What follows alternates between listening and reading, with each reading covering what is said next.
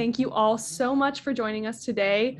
And a special shout out to Professor Petty. I don't know if you saw that in our opening graphic, but you are the professor today and you're going to school us on some OTIF. So I'm super excited. So just to get us started, as you guys know, if you've been tuning in, my name is Allie Trong. I'm the content coordinator here at SupplyPike. And we are joined today by our OTIF guru, Ryan Petty. So Ryan, I believe you work on a couple different products. I know you touch a lot of different things here at SupplyPike, but could you give us just a quick overview of kind of what you do here? Yeah, so I'm one of our senior product managers. So really learning about sort of, the main challenges that suppliers and brands are going through and working with these big retailers and trying to figure out where we can, create functionality and features to help them sort of navigate those choppy waters of just all the headaches and pains, especially in the financial aspect of dealing with the retailers, getting paid, deductions, chargebacks, compliance, all those areas. So I do that today for Walmart and Kroger, sort of starting to research Amazon, and also diving into our new favorite SQEP as well. So yeah, all the above, and help us figure out these solutions to help hopefully those on the call now or in the future. Awesome. Thank you so much, Ryan. I'm excited for today because when we've just had conversations in passing, I've learned a lot from you about the different compliance programs. Specifically, you mentioned OTIF and SQEP. So today is going to be super exciting. And with that, I'll kind of outline how we're going to facilitate today's conversation. So I'll be leading us through a quick overview of what OTIF is. If you're new to Walmart or to the retailer world, kind of explaining what we're talking about today. And then I will open up the Q&A. So that is the two chat bubbles. It says Q&A, and we will be focusing on answering y'all's questions. So with that, I'm going to jump into who we are at SupplyPike. So if you've been attending our webinars, you will have already kind of heard this spiel, but SupplyPike is a software company that creates cloud-based tools here in Northwest Arkansas. We kind of began with Walmart because they are just down the road from us in Bentonville, but we have expanded into Target, Kroger, and like Ryan mentioned, Amazon. And we help CPGs maximize their cash flow by automatically detecting and resolving retailer deductions and compliance issues. So we're not going to be talking about deductions today, those AP fines that you see that are so lovely, but we'll be focusing on the OTIF compliance issues. And with that, let's talk about OTIF for a little bit. Okay, so what is OTIF? OTIF is how Walmart measures supply chain success. So it's a Walmart program. There may be some overlap into other retailers that we can cover today, but mainly we're going to focus on Walmart. And if you have been in your OTIF scorecard, you know that to get an A at Walmart, you have to get at least 98% for your OTIF score. If you're not having anything above or at 98%, that is deemed poor performance and you're going to see chargebacks. And how that is measured is basically in the title. So you've got on time, are your products getting to DCs or their final destination on time, and as well as in full. So if Walmart orders 100 cases, are those 100 cases showing up at the correct time? And that is how Walmart measures their supply chain success. So who does OTIF affect today? So mainly you're going to see it at Walmart brick and mortar and some e-commerce suppliers. It's just now kind of gotten into the e-commerce space. It does not affect Sam's Club. It does not affect direct to store deliveries or DSD. It does not affect direct import or Walmart International or marketplace sellers at this point. And then we're going to be focusing on OTIF today. So I wanted to make sure we kind of covered what is not under the OTIF umbrella. So that's going to be your accounts payable fines or deductions. So those are coming off the invoice, as well as post audits. And post audits is a topic that we've covered and have webinars on. But basically, it's basically a larger deduction, and it's kind of usually a group of deductions that seem to be more of a root cause issue that Walmart wants to basically get a larger sum of money for multiple deductions off of multiple invoices, as well as the SQEP compliance fines. These are based out of the Supplier Quality Excellence Program. So that's going to be anything from PO accuracy to scheduling and transporting to labeling. And some of that does kind of bleed into the OTIF space. So we'll be sure to kind of have a conversation about that today as well. And if you're a visual person like me, it's super helpful to kind of understand at a high level what deductions, OTIF fines, and SQEP fines are. And like I said, today we're going to focus on the OTIF fines. So look at the middle of that chart. And that is our AR charges that come in the form of fines to supplier. OTIF fines are not shortage deductions. They're different, and Ryan will get into that in a bit. OTIF disputes are informal with no specific formula to dispute with your buyer. However, we'll start to get into this conversation.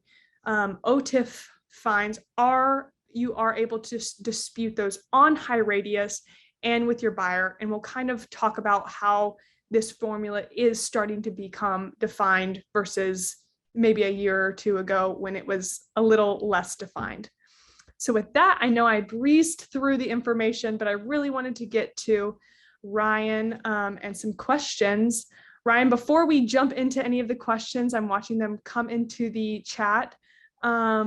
Is there anything you'd like to add about the OTIF program? I think that, I'm sure most on the call has some basic ideas of the OTIF program. Something we've been observing for years with Walmart is they have steadily increased their OTIF goals. 5 years ago, some of the OTIF requirements were 70% or even lower for sort of requirements to avoid a fine. And then, as time's gone on, they've increased those goals. The pandemic happened. They gave forgiveness for 3 months and said, we're not going to fine you. And then they basically did a 180 and reinstated fines and also increased goals again to really their highest level to this point, which are now at 98%, as you said, across the board. So OTIF is not going away. If anything, Walmart has continued to sort of double down on this whole compliance program. And they continue to bring it up in their supplier forums. They evaluate suppliers by their OTIF performance. So it's very hard to meet this. Walmart has, sort of created a revenue supply with these OTIF charges. And so basically we do not see this going away. So if it's something that you've really ignored to this point, it might be worth taking a peek at so that you can, lower some of these charges, because this is really just going to continue to come. And as we see with SQEP, and we can dive into that, sort of the differences, they're really expanding all of the things that they're adding these compliance checks and possible penalties to. So you just cannot avoid it. If you are a Walmart vendor, they're going to grade you and potentially fine you. So hopefully, I know that sounds a little scary, but hopefully we can help you kind of navigate some of these nuances and clear up some things and provide some ways that you might be able to improve and reduce some of those fines. So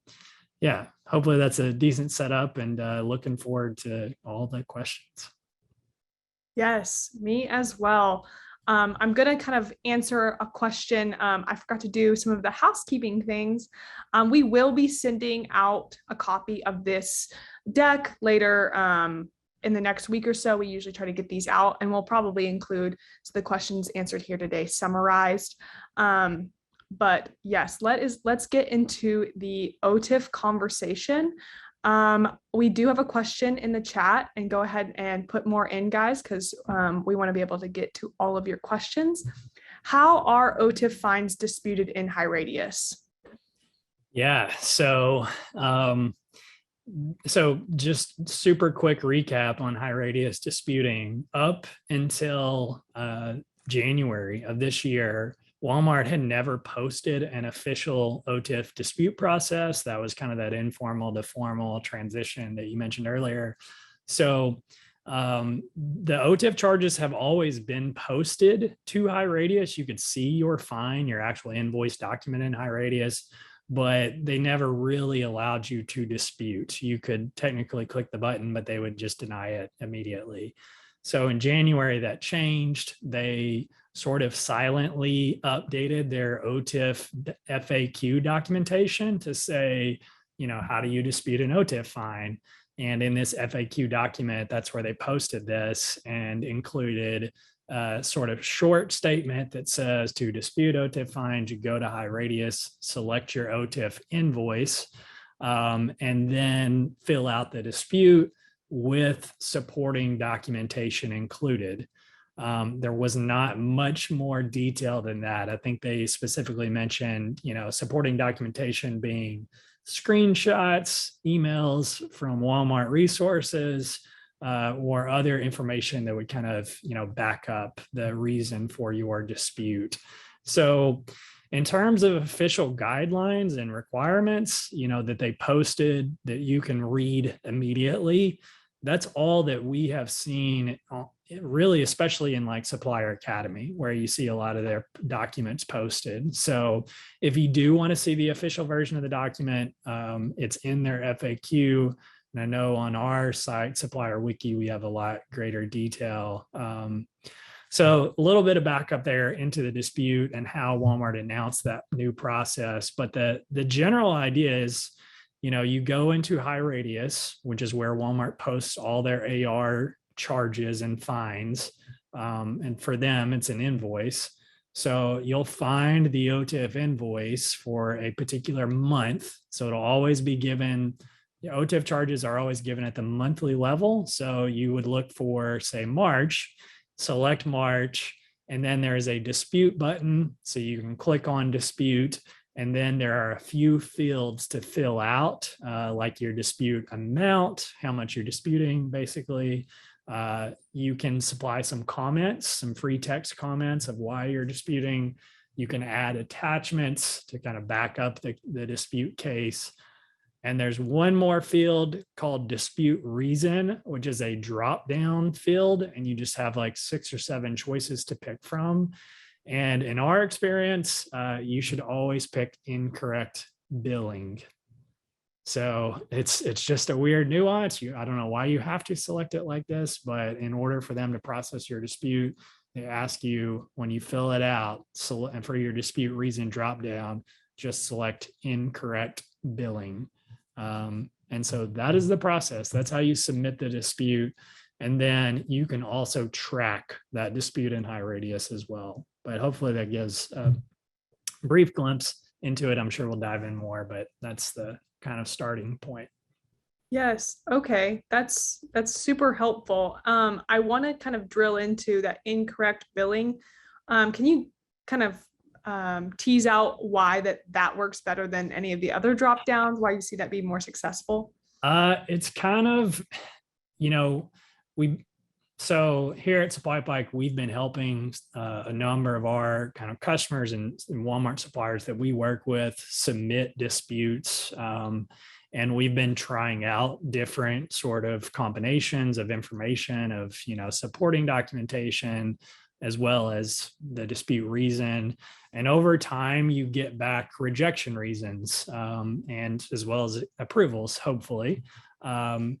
And basically in those rejection reasons, we've seen language where they specifically request you to pick incorrect billing in the dispute reason drop down. So that's not going to win you the dispute. They're not going to base your approval on that. That's just more like a formality of you just need to select incorrect billing for that dispute reason for them to even really consider it. So it's not specific to your reason for the dispute or anything like that. It's just a quirk of filling out a high radius dispute, just selecting correct billing.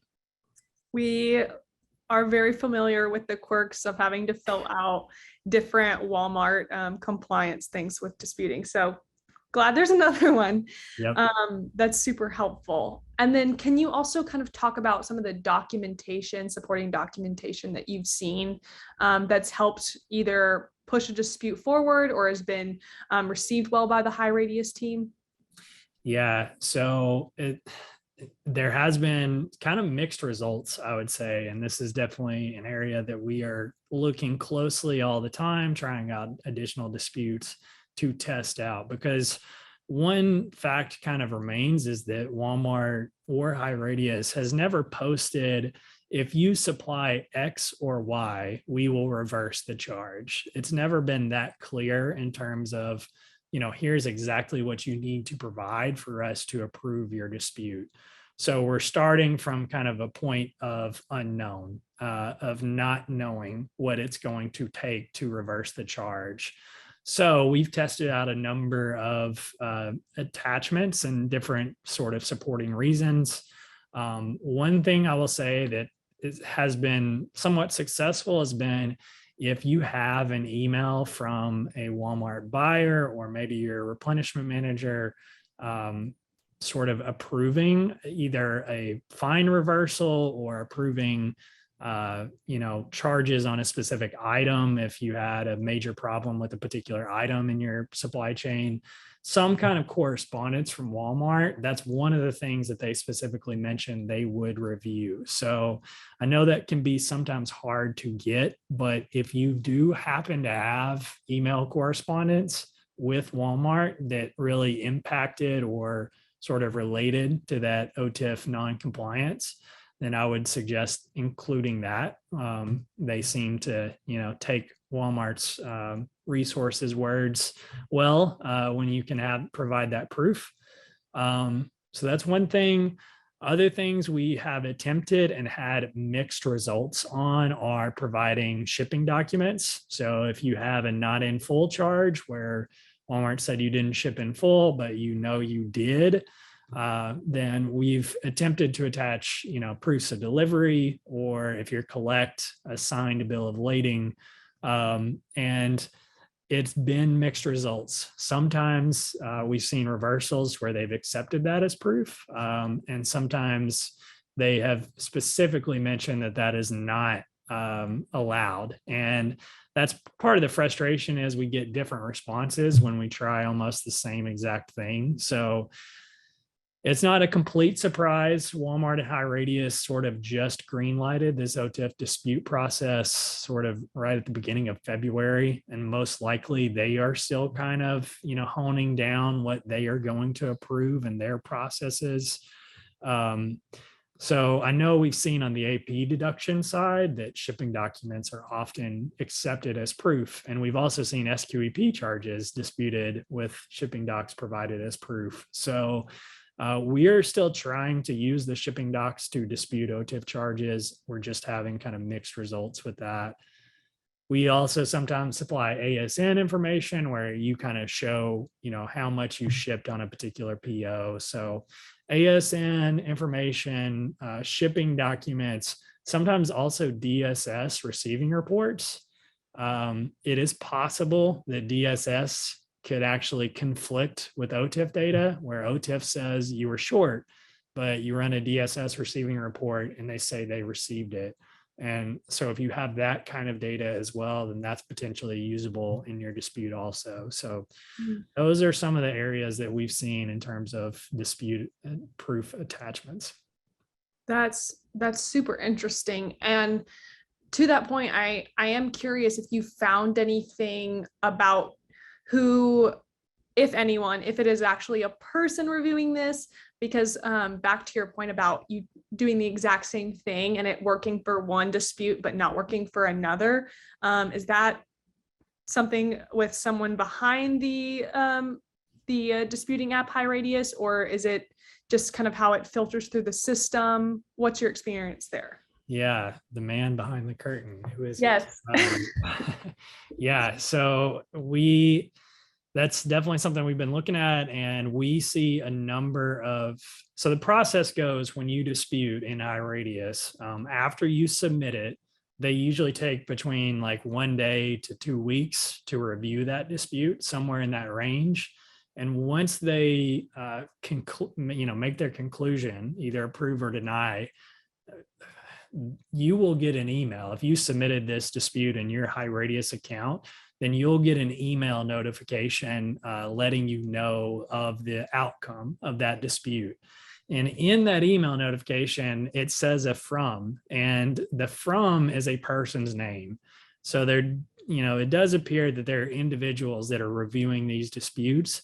And I've personally probably seen at least 6 to 8 different names that have reviewed a few dozen OTIF disputes. So there's definitely seems to be a team of people reviewing these disputes. And, we're considering everything, such as sometimes maybe one person might be, have one understanding of what it takes to reverse an OTIF dispute that could be different from another person. So, yeah, that's what we're seeing. One little pro tip also, Allie, and for everyone else on the call, if you get that dispute response and say it is a rejection and you want to kind of push back or inquire more, it'll look like the email came from something like noreply@highradius.com, and they probably don't want me to tell you this, but you can click on reply in your email system and it will actually pop in that person's actual walmart.com email address. So you can then engage with them potentially. You can at least send them an email and either ask for more clarification, ask for what did you need to reverse the charges, or why, was this denied, et cetera. I won't guarantee you'll get a response, but I've seen a number of interactions from using that process. And we're in a learning curve right now, trying to understand this new dispute process. So I would definitely encourage you to give it a shot. If you have any questions or want to try to learn more, when you get that dispute response in that email, just click reply and you may be able to start a conversation and learn some additional info. Ooh, that's giving me the picture of Dorothy pulling the curtain back and realizing there's a man behind the machine, as you mentioned before. That's very interesting, and a great tip. I am curious, with OTIF, you can re-dispute if maybe someone didn't respond to that email or just whatever the case may be. You are able to re-dispute, correct? That is correct. So you can, if they reject your dispute, you can go right back to that OTIF invoice that you first disputed and do the same steps. Just click on that invoice, click the dispute button, and start a new one. So if you learn you needed to provide X or Y details, then you can just resubmit it. And kind of, I keep going on these tangents, but one other thing to point out related to, can you dispute or not? The only limitation that we have seen is that they appear to allow you to dispute up to 13 months back from the sort of latest invoice. So as long as you're disputing and it's still within the last 13 months, then yeah, you should be able to redispute that. That is so exciting. I did not know that it was 13 months back. I know in deductions you can go about 2 years back. So everybody go look in your OTIF disputes, go back for 13 months, because that's super exciting that you can do that. Someone did ask, so it looks like someone who uses our product, which is OTIF Radar. Does OTIF Radar support disputes in HighRadius? Great question. So yeah, we are about to release some new functionality. We've been working on an integration sort of connection with HighRadius so that we can directly dispute to HighRadius, and that's part of it. We can help you sort of instantly dispute, We also track those disputes in HighRadius, so you don't have to go into that application and check on the sort of status. So you can see everything that's been disputed. And then we also help you build the sort of format for submitting the dispute, the data and the proof, the information that you would attach. Again, based on several dozen disputes that we've seen submitted, that we've seen approved, some rejected for formatting reasons, we've kind of been honing the format down of what data we include to kind of automatically generate that for you.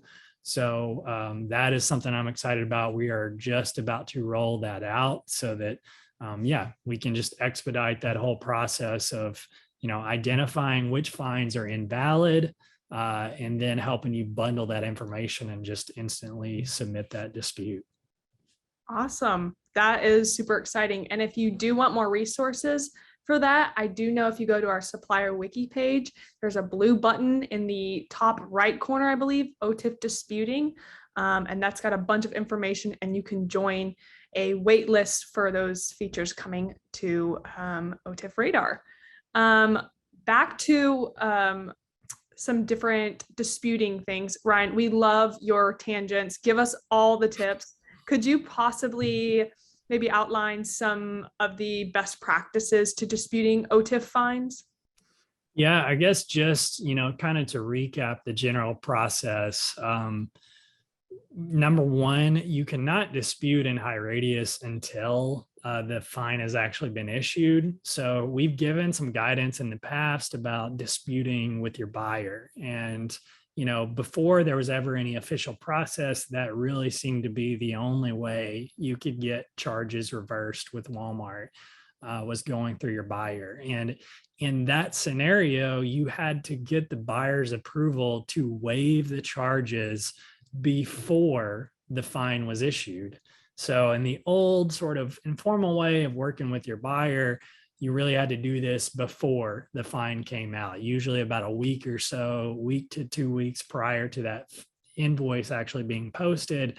You needed to get that dispute request out to your buyer and get their approval for them to actually sort of process and get that OTIF fine waived. So that's the old kind of method. With HighRadius, though, it's sort of the opposite. You have to wait until the invoice has been posted. So partially because if you think about it, HighRadius is their AR system. So they only post that accounts receivable invoice once the fine is sort of official and actually has been sent out. And at that point, then you can submit the HighRadius dispute and can do so again for like 13 more months. So just the timing is something to know in that sort of process. Is you got to wait on the fine to be issued, which is usually about 4 weeks after a month ends. So, end of July, we'll see the June OTIF fine come out. I guess just to, we get some questions on that in the past of like, should I dispute with my buyer? Should I go through HighRadius? What should I do? And we are in this transition period, it feels like. So it's not exactly 100% guaranteed concrete answers, but what I usually tell people is if you are disputing with your buyer and you're having success, they're helping you waive fines before they're issued, then, don't fix it if it's not broke. So if you're having success going through your buyer and they're still approving these reversals for you, then by all means, continue with that process, so you can get these fines, reversed. If you are not having success with your buyer, then definitely at that point, you would want to start to use HighRadius to submit these disputes. And there's a lot of suppliers in that sort of second scenario. Some buyers are just really not receptive to kind of helping you out with OTIF charges. Buyers are busy. Some buyers don't, just choose not to help their suppliers with this type of chargeback. So you may sort of run into a brick wall with your buyer and getting anywhere with OTIF disputes. And that's unfortunately just the luck of the draw, whomever you have as your buyer, and they change often. So it's tough. So if you don't have success with that, then at least now we have this sort of official high radius option.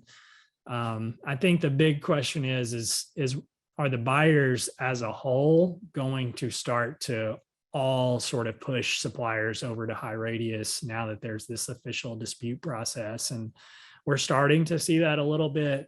But again, if you've had success with your buyer, then keep doing it. Otherwise, you may have to learn this new high radius sort of disputing world. So yeah, that's hopefully a couple of tidbits on disputing practices. I guess one other just kind of thought and note about disputing is obviously, a part of what they mention is providing proof documentation. So just something to keep in mind, if you can track activities that, Walmart is doing that may be, contributing to your non-compliance, if you have email chains, if you have transportation portal tickets, if you have callback requests to try to move delivery appointments at the DC, whatever it is, when you have the paper trail and you can kind of keep track of that a little bit, then you now have ammunition to supply in your dispute. And so just kind of a general recommendation of, it's hard to dispute if you don't have the paper trail. So if you're really struggling and you're trying with fines and you think they are actually invalid, as in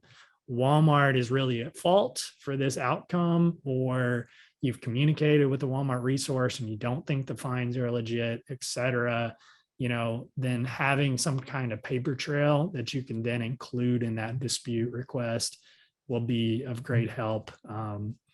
So yeah, hopefully that's a few tidbits to consider when you're disputing. Yes, that is super, super helpful. Thank you, Ryan. I did want to mention about the OTIF disputing portion in high radius. We have heard conversations that even some buyers on the Walmart team are not aware of this program. So if you are having trouble, maybe even emailing your buyer, hey, like, I'm going to start using this process. Could you, partner with me in figuring this out if you're already disputing with them? So that's just another thing to keep in mind. Buyers are super busy and sometimes they aren't aware of what's happening in all of the supplier world as well. So that's just another visibility thing that might be helpful with your buyer. Now, Ryan, I'm super excited for this question because selfishly, I wanted to ask this as well. With the new collect pickup program at Walmart, how is this going to affect the OTIF program? Any advice? I know it's really new. It came out, I think, around the July 4th weekend. What are you thinking about with this new news from Walmart? Yeah, I'm definitely still learning too on this. I'm sure you might mention it, but Supplier Wiki, our site, has a lot of great information on this announcement with some additional detail. But if you've not heard of this at a high level, Walmart announced for their collect suppliers, they would start imposing this new sort of collect freight charge. And as part of the collect program, Walmart sends its own trucks or third-party carriers to pick up the goods and deliver them. It's done this for a long time, but now they're basically, directly charging you for that transportation, and almost starting immediately. I believe August was the first month that will start. Yeah, you'll start seeing that charge back. So, in terms of how it corresponds with OTIF, there's not necessarily a direct correlation to OTIF performance or OTIF fines, but I think the questions that, may need to be asked at some suppliers, especially if you're collect today and you're going to start to incur this transportation charge, if you've ever considered being prepaid and managing your own transportation, then it may be time to reconsider it at least. And two aspects that I would consider are, number one, you can go to that Supplier Wiki chart page and see exactly sort of their charge, how much they're going to charge you. And the second aspect of, what is the charge to be collect with Walmart as a whole is if you look at your collect ready OTIF metric. So that is the performance metric that if you're a collect supplier, you are sort of, held to. You have to be 98% collect ready, quote unquote, to avoid getting a collect ready fine. And that is true every single month. So if you're getting collect ready OTIF fines, and you're now going to be starting to pay this transportation charge, and those two aspects combined really add up to your overall spend on Walmart's collect program. And, it may be worth it to start to compare what would it cost me to manage my own transportation and kind of compare that to, what Walmart is charging you. So I think that's how kind of OTIF relates to that process is, if you're considering a switch between collect and prepaid, make sure you factor in the fines that you may be getting for collect ready, because, if you switch to prepaid, you'll no longer be responsible for the collect ready requirements. So you would avoid those fines. But you would also then be responsible for on-time delivery to their DCs. So, there's definitely a few factors to consider, but hopefully those are, some things to think about in terms of that new collect pickup charge program and what you might think about. Yeah, Allie, how does that sound? that sounds, you are right on the money there, literally, because yes, it's going to be interesting how this starts to unfold, and tune in because we are tracking it and trying to keep up with it so you guys don't have to go dig for 30 minutes to find out the information. We've released basically a summary of the two charges, so I can see we have Leslie answering some questions. We really appreciate when you guys are answering questions, engaging as well, because yes, the new program will start August 1st. If you are collect freight, if you're prepaid, no big deal. You won't be affected, but if you have any collect freight, you will be. And those two charges are an initial pickup charge. So basically for Walmart freight to come pick up your product, and then a fuel surcharge. And that's going to be, both of those charges are going to be fluctuating. They fluctuate by month, which is super fun to have to track. And we've posted the cost of goods percentage for all the departments on our supplier wiki page. You can go and find those as well. Those will be updated by month, but we found those for what they may be for August. And then the fuel surcharge will be tracked through Breakthrough Fuel, which is a third party that Walmart has already been using. And that will fluctuate based on basically where your freight is driving. So if you're going from like California to Arizona, it will be based on real-time data of the gas prices and everything that is factored in there. So it's pretty hard to calculate unless you can have a crystal ball, which if you do, please let me know. I would love to be able to see into the future too. So yes, that we'll keep you guys updated on the collect pickup program and as it affects with different compliance programs. I did want to mention, we talked a little bit about High Radius. It is not a retail link application. It is a standalone app, but Ryan, could you tell us if suppliers wanted to go ahead and get onto the High Radius platform, how might they start the access process? Yeah, so it, like you said, it's outside of retail link, so it has its own separate sort of login. The URL, just offhand, because I've been accessing it a fair bit lately, is walmart.highradius.com, and so that walmart.highradius.com is the link to get to that High Radius portal for Walmart.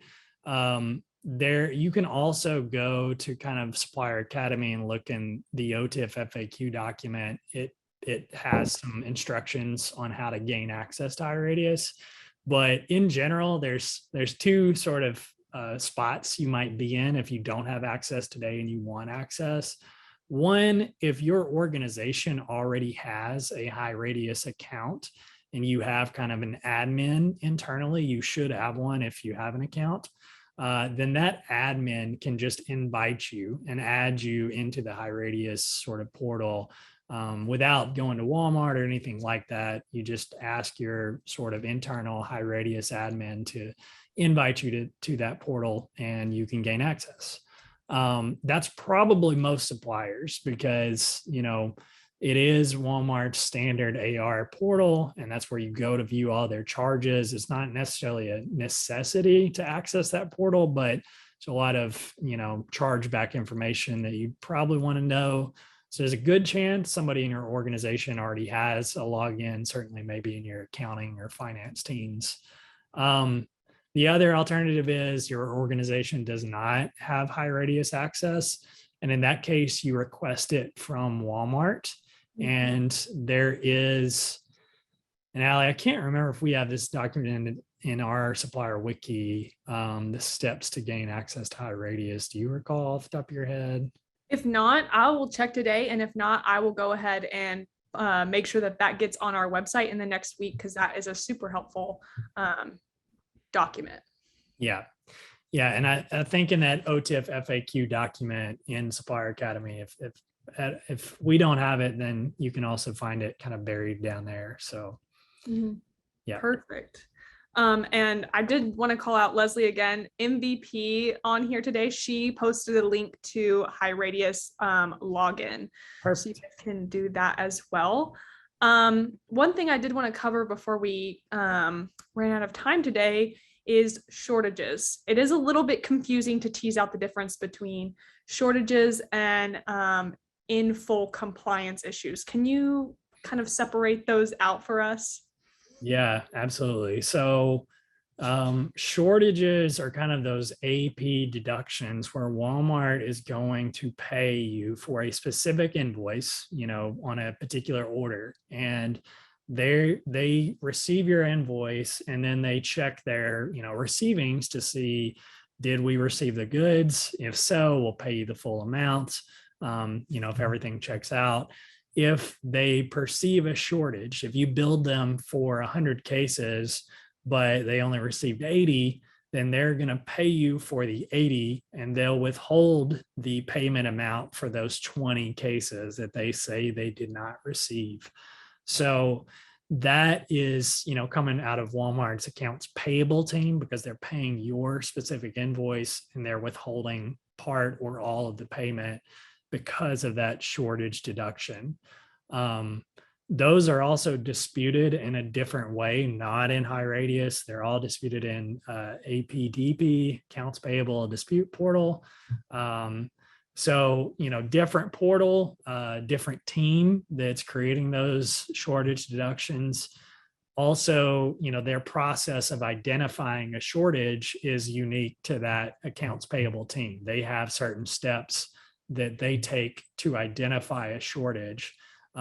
So all of that is sort of, unique to the AP deduction or shortage deduction. And a lot of times also there's like a code 22, 24, 25, if you're familiar with that are associated with those shortage deductions.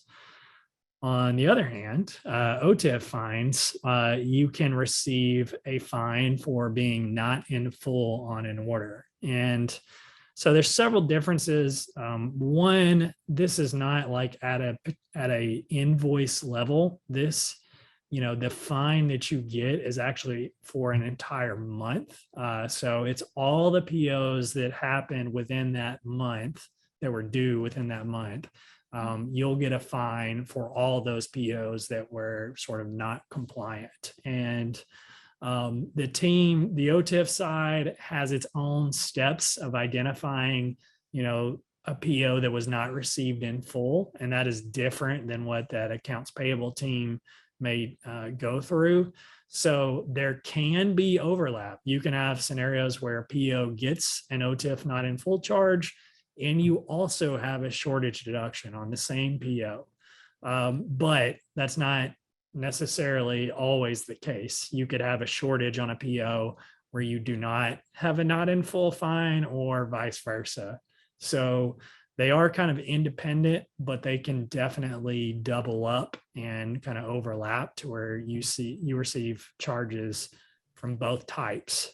And again, those OTIF charges would come across once a month for all the affected POs. And the last thing I'd say is, like, in our experience, there's a lot more invalid deductions than there are with OTIF. And part of that is likely because OTIF data doesn't get finalized until like 2 weeks after a PO is due. And then there's even some opportunity for them to update it after that. So, more of the time, Walmart gets it right on OTIF, although they definitely do not get it right all the time. But with those AP deductions, we see a lot of invalid deductions there too. So hopefully that's some idea. Yeah, no, that is super helpful. And we do have a question on, let's say I got 2 fines, or I got a deduction, and then I also got an OTIF fine. Could I use the shortage claim if that was disputed and approved to say, hey, actually, I already did this with deductions. This is how I can dispute this with OTIF. Would that work? So you definitely can do it. Whether they'll reverse it, I'm sure, is what you want to know. And again, this is one of those mixed result scenarios. I have seen at least one correspondence back on a rejected dispute where they specifically called that out and said that was not accepted as proof. It's kind of frustrating to learn, what is rejected or approved as proof after the fact. You just have to, like, does this work? Does this work? Does this work? And, that's kind of the stage that we're at right now. And then especially when it works with one associate on one dispute and then it doesn't work on the next one. So, I'd say it's worth trying. I wouldn't go through the effort of like doing this on like 100 POs and spending an entire week putting together a report. Maybe start small and try a couple of them that sort of relate like that. You successfully disputed the shortage deduction on the PO. You bundle that information and submit that dispute on the OTIF charge and see what happens there and start to see if you get some success that way. Before expanding and going after many scenarios like that. But logically that makes total sense, but as far as what they accept is not always bound to logic, it seems. Yes, unfortunately, but thank you for that. That is helpful. I did want to keep us on time, so I'm gonna focus on some on-time questions. Horrible joke. What about on time? Let's focus there. What are some of the supporting documents that would be required to disputing on time charges or fines? So I think there's 2 or 3 scenarios that you could potentially dispute on for on time fines. So one, let's just say there's a scenario where Walmart says you're late and that they're wrong, that your carrier or your truck actually delivered it on the MABD or within that MABD delivery window, which sometimes can be multiple days. So if Walmart's wrong, one way to do that would be to provide something like a proof of delivery or a gate receipt at the DC showing when that delivery occurred, and having a signature that it was signed and, received at that DC on that date with that PO. That should be pretty good proof that you actually delivered it within that on-time window. So the shipping documents are, going to be your best friend in that scenario when you did actually arrive within the window, but Walmart's data is simply wrong. So that's one scenario and one bit of documentation you can provide. Another scenario, if you are having trouble with securing delivery appointments within the MABD window, then you could potentially dispute because of that. So you go out and try to book an appointment on the MABD and Walmart, that particular DC has no appointments available. If that's the case, you can submit in their appointment scheduler app what's called a callback request. And you are basically sort of escalating a request to move an appointment back to the MABD after you've already scheduled it.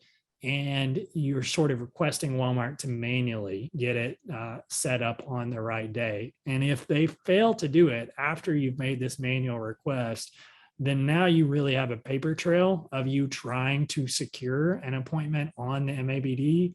And if you can screenshot or something like that of that callback request that you submitted with the outcome where they were unable to move the appointment, then now you have a good, kind of proof and paper trail to make your case and say, we tried to schedule it in the window. There were no appointments available. We tried to ask you to move it. You couldn't move it. And so thus we are disputing this on-time charge. Yeah. That is helpful. And you did say proof of appointment. I'm curious, is a drop number also kind of count as that if you are a less than truckload carrier? Yeah. So, a couple of things. If your carrier delivered it on the MABD, if they did so without a delivery appointment scheduled, then that could also sort of cause you to become non-compliant. So you do need, as part of being prepaid, you're really supposed to, on every single PO, schedule a delivery appointment in advance with the DC to let them know you're coming. And if you don't, and the truck just showed up without an appointment, then Walmart basically may mark you as late and you don't have really a leg to stand on if you didn't have an appointment. So having proof of an appointment in your dispute could be helpful. And all you might need is a screenshot of your delivery appointment, or even just the delivery appointment number could be a useful sort of ID of, here's my appointment number, along with those shipping docs. So yeah, and whether it's, drop or live unload, in terms of being on time, they both should really just compare what time did the driver show up, whether they're dropping off the trailer or it's a live unload. When did the driver get there and was there an appointment for it? Got it. Okay. That is helpful. Thank you, Ryan. Yeah. Sorry that this is so complicated for all you suppliers out there. I know that there's a lot of information, and we would love to get to all of your questions, but I'm gonna end us with one. Hopefully it's not too much of a curveball, but it seems to be like a scenario. So I'll read this off to you, Ryan, and then we will close after you answer it. So OTIF is based on original POs that are distributed. If a buyer is asking them to cancel it, are they subject to OTIF fines since the POs would have lines canceled? So, and that's a good question to end on, because we see cancellations a lot, and there's a little trick to these cancellations that is very important to know for OTIF. So one, whenever a PO or a line is canceled, there is generally a reason attached to that cancellation reason. And if you do this cancellation yourself, say in Nova, then you can pick a cancellation reason from a drop down. You can choose what the reason is. And there's 10 to 13 reasons to pick from. And the rub on this is sort of some of the reasons Walmart will take the OTIF accountability for, and it will not impact your OTIF score. It will not impact your fines. Basically, those canceled cases sort of get excluded from your supplier OTIF score if they are canceled with a Walmart reason code.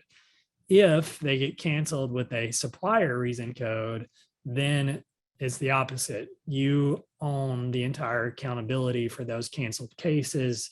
For OTIF purposes, they're basically just treated as, Walmart ordered them and they didn't receive them. And so now they're all not in full and you're facing fines for that. So the cancel reason is the most important thing.